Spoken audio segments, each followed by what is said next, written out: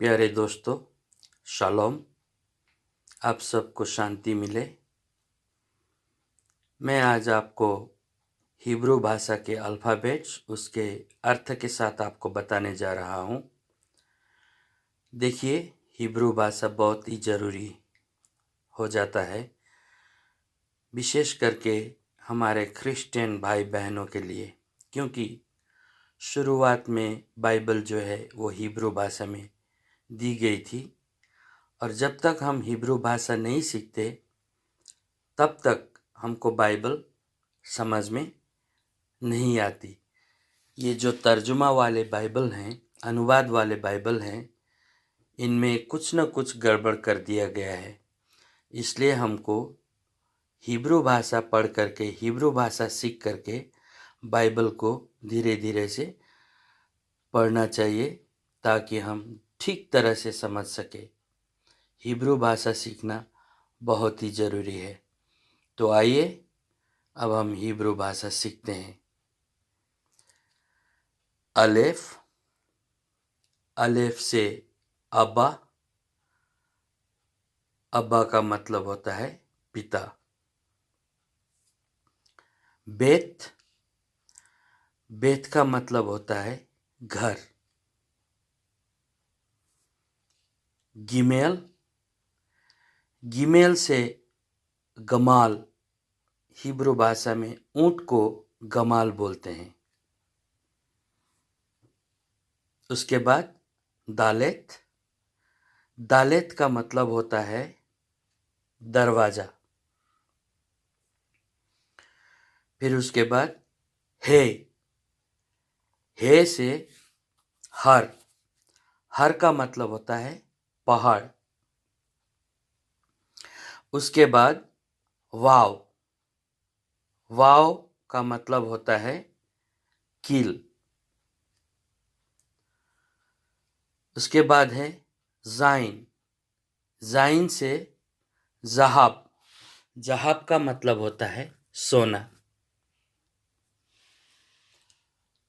उसके बाद में है खेत, खेत से होता है खखम, खखम का मतलब होता है चतुर या चालाक या बुद्धिमानी।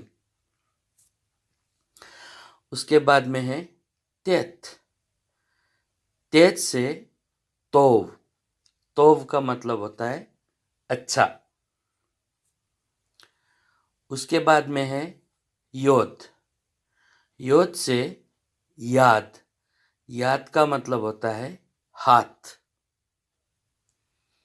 उसके बाद में है काफ, काफ से कोखाब, कोखाब का मतलब होता है तारा।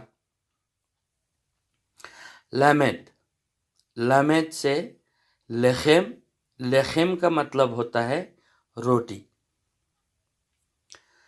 उसके बाद में है मेम, मेम से माइम, माइम से, माइम का मतलब होता है पानी। उसके बाद में है नन, नन से नाओमी, नाओमी का मतलब होता है खुशी। उसके बाद में है समेक, समेक से सेफेर, सेफेर का मतलब होता है किताब। उसके बाद में है आइन, आइन से एबेद, एबेद का मतलब होता है दास।